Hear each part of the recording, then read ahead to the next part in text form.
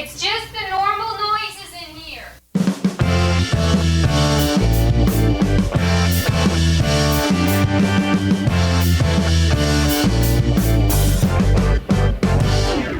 This is Polyphonic Press, the podcast where two music fans pick a classic album completely at random. Using the patented random album generator, they are given an album to review from a curated list of over 1,000 classic releases, spanning multiple genres. And now onto the show. Here are your hosts, Jeremy Boyd and John Van Dyke.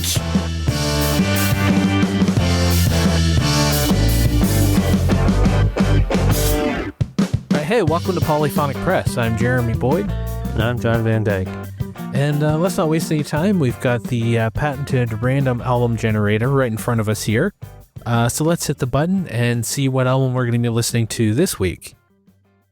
The album you will be listening to this week is Whitney Houston, Whitney Houston.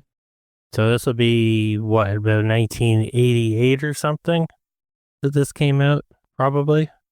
Probably. All right. This would be probably your first album, is what I'm saying. I would imagine so. Well, it says Whitney Houston's self-titled debut album, released on February 14th, 1985, introduced the world to one of the most powerful and iconic voices in music history. Blending pop, R&B, and soul, the album showcased Houston's extraordinary vocal talent and set the stage for her legendary career. Featuring timeless hits like How Will I Know, Saving All My Love for You, and Greatest Love of All, the album was both a critical and commercial success, spending 14 weeks at number 1 on the Billboard 200 and eventually selling over 22 million copies worldwide. The record's lush production, courtesy of Clive Davis and a team of top-tier producers, perfectly complemented Houston's emotive and technically flawless voice.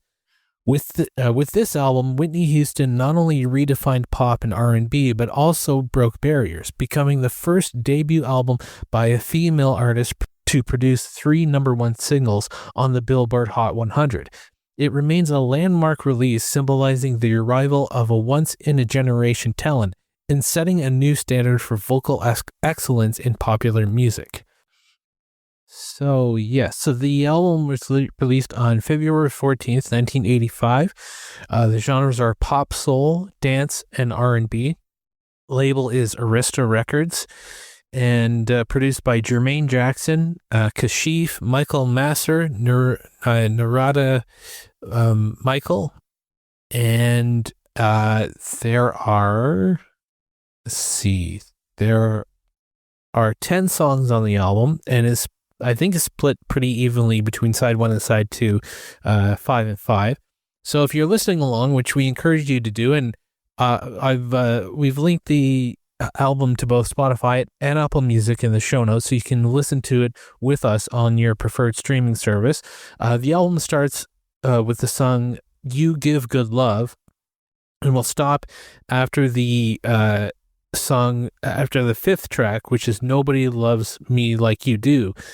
So if you want to pause it at that song, and we'll be discussing at the halfway point. And so without further ado, let's get it queued up here. Okay, so here is the first song on the album, You Give Good Love. So here we go.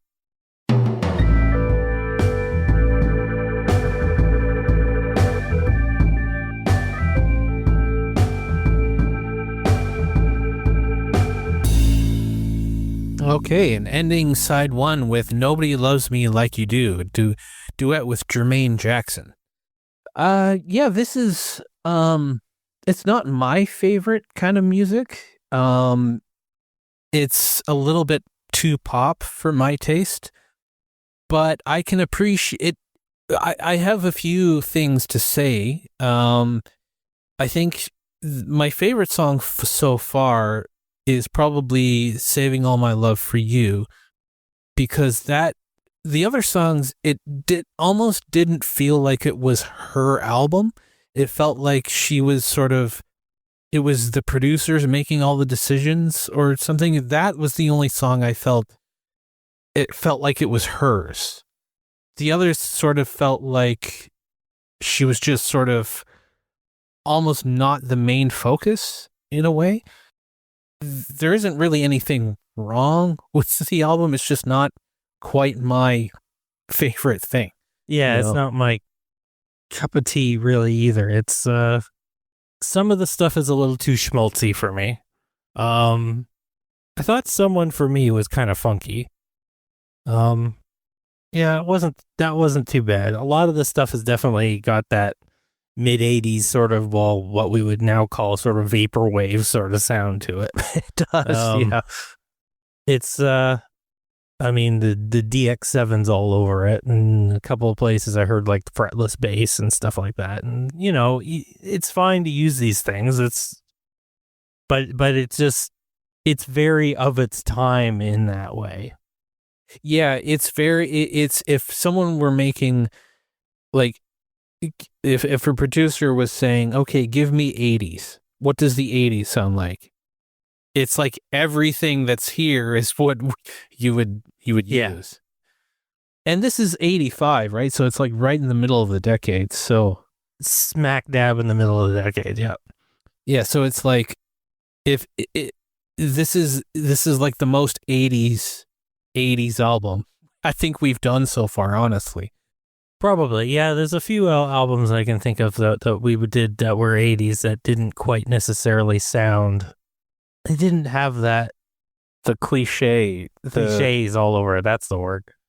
I don't know. It's one of. I mean, she's. There's no question that she's an amazing singer.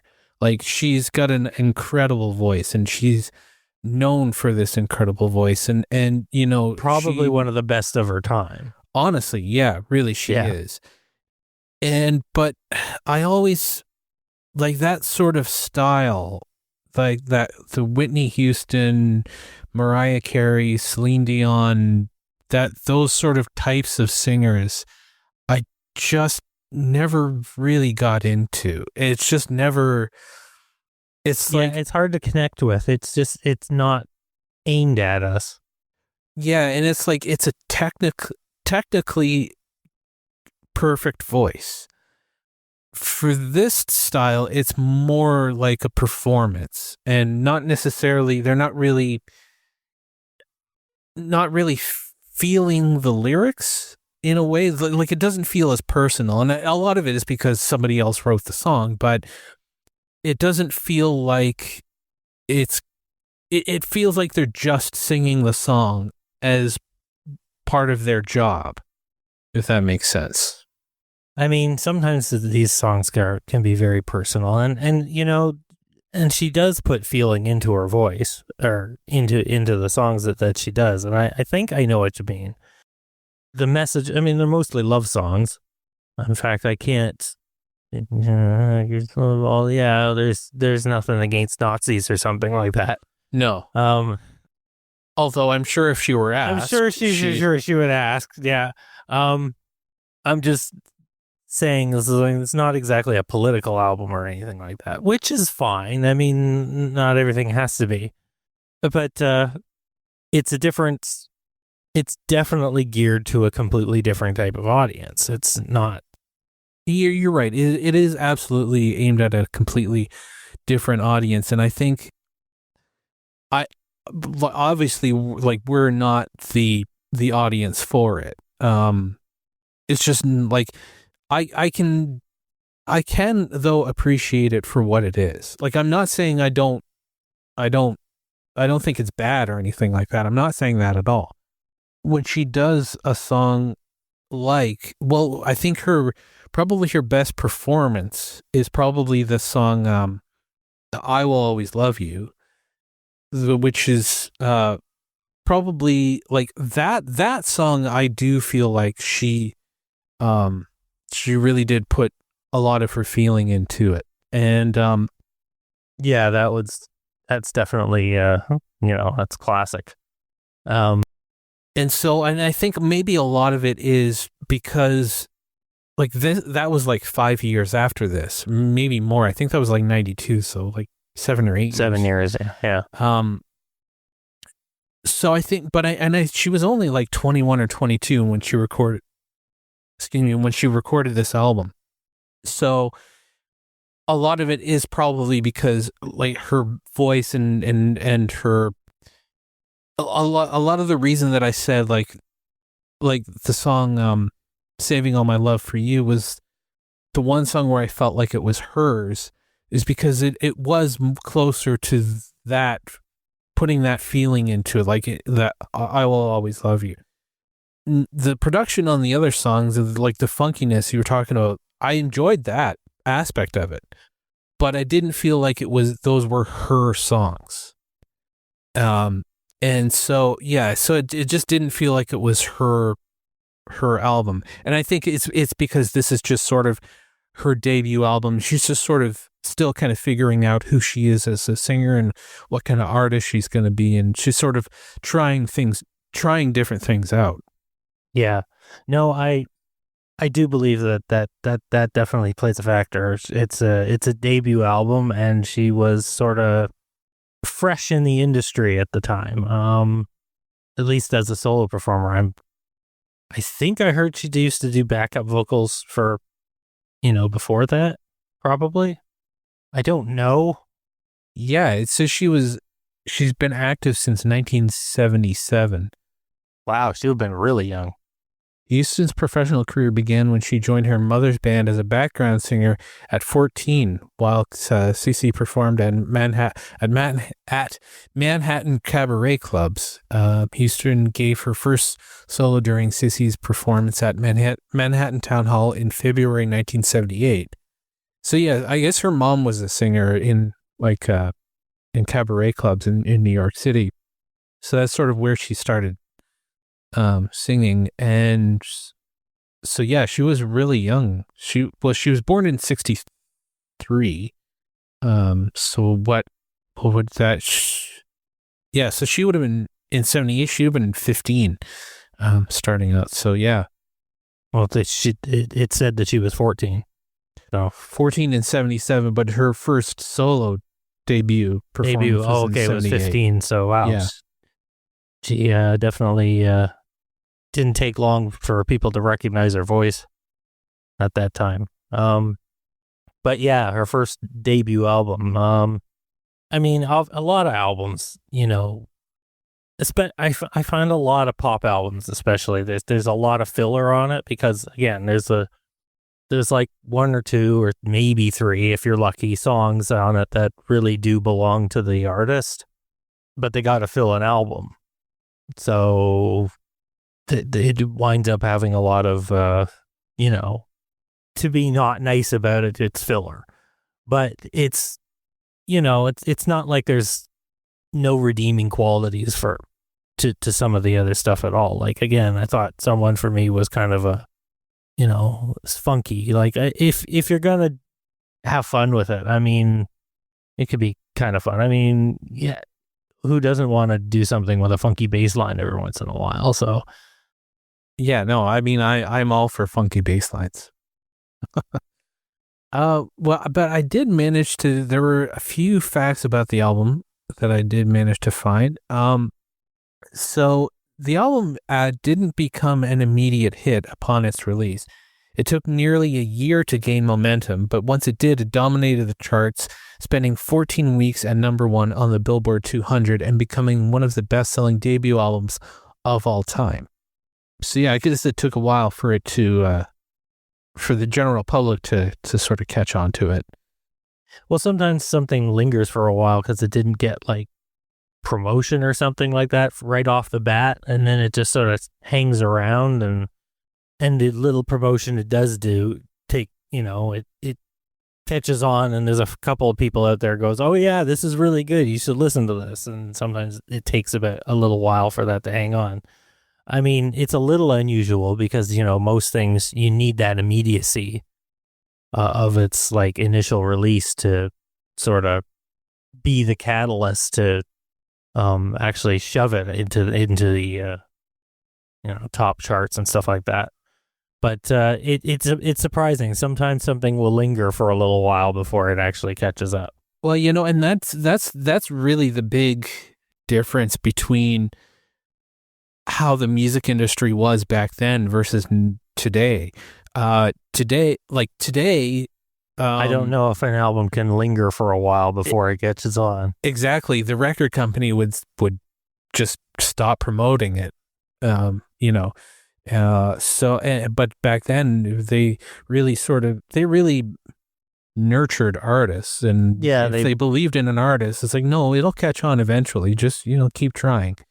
But the 80s and 90s was sort of like the beginning of the end of that. Yeah, it really was. So the album had 3 number 1 singles. The album made history as the first debut by a female artist to produce 3 number 1 singles on the Billboard Hot 100, Saving All My Love for You, How Will I Know, and Greatest Love of All. And the song How Will I Know, which I think is the biggest hit from the album, it was originally written for Janet Jackson. It was almost given to her, but after she passed on it, the song found its way to Whitney Houston and became one of her signature songs. Which one was that? How Will I Know? It's the one that's yeah, okay. And Saving All My Love for You won Best Female Pop Vocal Performance at the 1986 Grammy Awards, marking Houston's first Grammy win and solidifying her as a powerhouse vocalist. Yeah, and by 2009, the album had sold over 22 million copies worldwide, making it one of the best-selling debut albums ever and proving Houston's lasting impact on pop and R&B. And 22 million, that's huge. That's pretty big. Yeah. Not very many albums get to that. No. That is something to say about, a pop record, is that it can really bring in the numbers. Yes, it can. It's, again, not really aimed at me, but it's obviously aimed at a lot of people, so. But, I guess we'll get back into the second side of the album. But before we do that, let's hear from our friend Jess over at Music Notes with Jess. So check that out.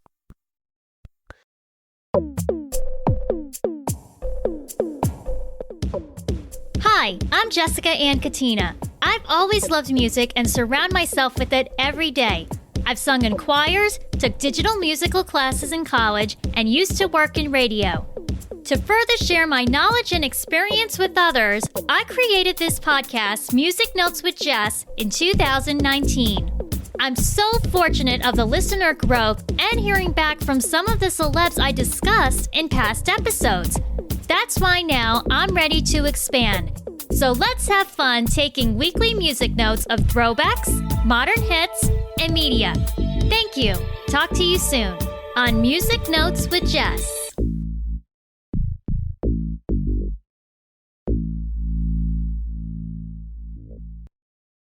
We'll now take a few seconds before we begin side 2. Thank you. Here's side 2. Okay, and ending the album with Hold Me Tight, a duet with Teddy Pendergrass. This album, I don't really know what else to say about it. It's okay. I can appreciate her voice for what it is. She's a great singer, but and there's a few okay songs. There's some things that I can sort of not hate. Guess I don't hate the album. I don't hate it. It's just not. No, I don't it's not either. my favorite. Yeah, there was a couple of songs that are definitely more of a higher quality than some of the other ones. I'm not a huge fan of like the schmaltzy ones. I thought, I mean, her voice blends really well with the people that she's was duetting with, Jermaine Jackson and Teddy Pendergrass. But the songs, I thought "Take Good Care of My Heart" was the least schmaltzy of the 3, duet songs. But the other ones were definitely a little too. I don't even sappy, know a little too, little too sappy for me. I've never liked that. The sound of the electric piano in the 80s was one of those sounds that kind of grates on me. Yeah, And I like the sound. It's like they took. I get what they were. The sound of the electric piano has got like this natural grit to it, and when they take that grit out of it, it just sounds too. It's the word isn't even clean. It just sounds too sanitized to me. Anyway.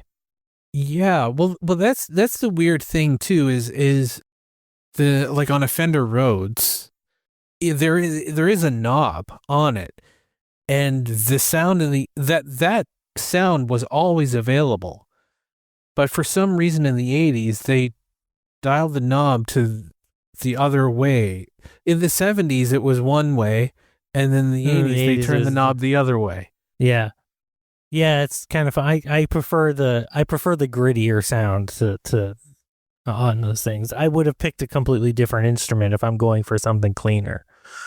Like the sound of a regular piano sounds better to me in like a clean setting. Yeah, there's nothing wrong with just a regular piano. I mean, that would have sounded great. Yeah, I think it would have. It would have sounded better to me, to my ears. Just that one instrument choice is kind of always grates on me. It was all over the place in the 80s and the 90s, especially if you're spent too much, a little too long in the theater after a Disney movie or something like that, and the songs playing is just on the end credits. Yeah, the end credits were always usually a duet, but it was. I don't know. That sort of sound never appealed to me too much. But I don't know. I guess it's got its place. But yeah, other than that, there's a few songs on this album that I think are probably worth the price of admission, I guess. So okay, so then what would be your 3 favorite songs on the album? The ones that I think she probably did the best on. Probably Saving All My Love for You, All at Once, and I guess How Will I Know. Those are probably the ones that belong to her, I think. Yeah. Those would be my picks as well. I would agree with that. Yeah, those were the ones. Like, How Will I honestly enjoyed How Will I Know. I thought that was actually a pretty good song.